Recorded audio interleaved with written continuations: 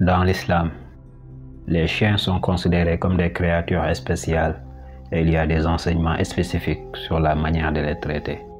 Voici quelques-uns des biens et des mots associés aux chiens dans l'islam. Les chiens peuvent être utilisés pour protéger les biens et les personnes, en particulier dans des situations où leur sens aigu de l'ouïe et de l'odorat est utile. Dans certaines circonstances, les chiens peuvent également être utilisés pour la chasse, principalement pour la chasse au gibier autorisée dans l'islam. Ils peuvent être formés pour aider les personnes handicapées, ce qui est considéré comme un acte louable en islam. Ils sont connus pour leur fidélité envers leurs propriétaires, ce qui est souvent apprécié également dans l'islam.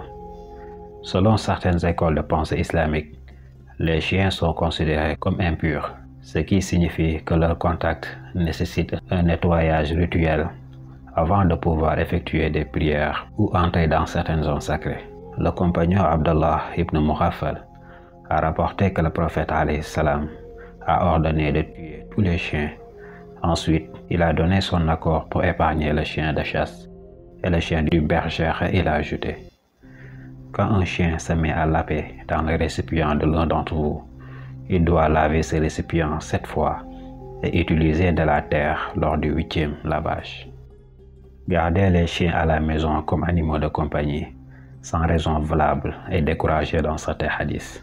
L'imam al-Bukhari a rapporté d'après Abu Huraira que le messager d'Allah alayhi salatu wassalam a dit: si quelqu'un garde un chien chez lui, sa récompense pour ses bonnes actions diminuera chaque jour d'un kira, sauf s'il s'agit d'un chien qui garde un ferme ou un troupeau.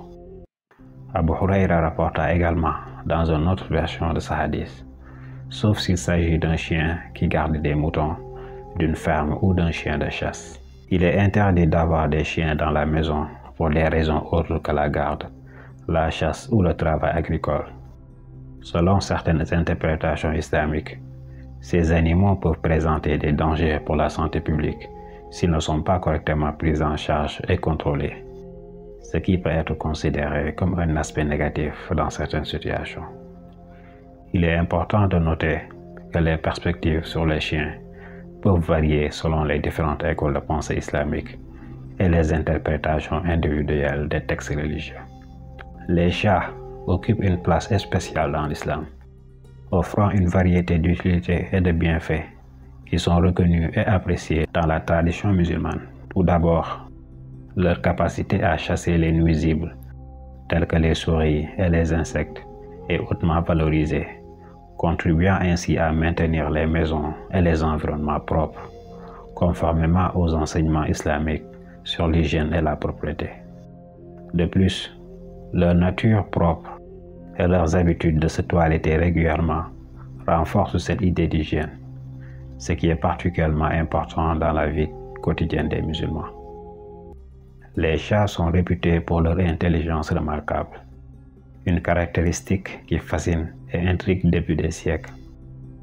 Leur capacité à résoudre des problèmes, à s'adapter à différents environnements et à interagir avec leurs entourages est bien documentée. Leur intelligence se manifeste de plusieurs façons. Les chats sont des observateurs attentifs de leurs environnements. Ils apprennent rapidement à associer certains comportements ou sons à des résultats spécifiques, comme l'ouverture d'une boîte de nourriture ou de son de la porte d'entrée, ce qui démontre leur capacité à apprendre leur observation.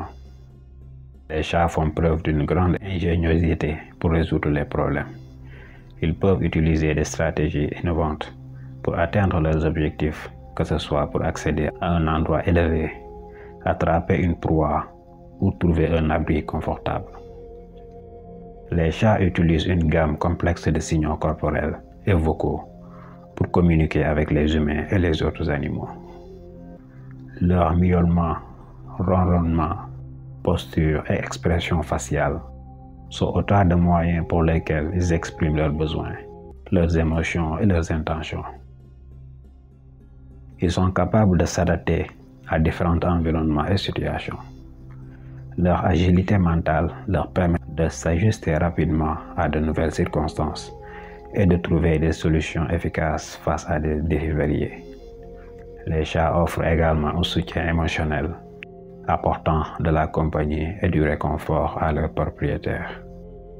Leur présence calme et apaisante peut être bénéfique pour soulager le stress et la solitude, renforçant ainsi les liens affectifs au sein de la famille. Même dans les moments les plus difficiles, la présence des chats est importante. Lorsque les propriétaires des chats perdent un être cher, ils peuvent compter sur leur animal pour leur apporter un soutien silencieux et une compagnie indispensable. Avec un petit chat à vos côtés, vous ne sentirez jamais seul. Dans la tradition islamique, le prophète Mohammed lui-même a exprimé de l'affection envers les chats, enseignant que les traiter avec gentillesse est une vertu. De plus, les chats sont parfois considérés comme offrant une protection spirituelle, repoussant le mal et préservant les maisons de dangers potentiels. Bien que cela relève davantage de la croyance populaire que de la doctrine religieuse stricte, cela reflète l'importance accordée aux chats dans certaines communautés musulmanes. Leur présence, même dans les récits religieux et les traditions, renforce leur statut respecté. En somme, ils sont reconnus dans l'islam pour leur utilité pratique, leur contribution à l'hygiène et à la propreté, ainsi que pour leurs impacts positifs sur le bien-être émotionnel des individus. Leur importance est ancrée dans la culture et les valeurs islamiques, faisant d'eux des compagnons appréciés et respectés au sein des foyers musulmans. Abu Huraira était un compagnon du messager d'Allah, alayhi salam. Il est connu pour avoir mémorisé et récité de nombreux hadiths. Abu Huraira signifie « père des petits chats ». En arabe, paix a été donné par le prophète. C'est parce qu'il avait toujours son chat avec lui.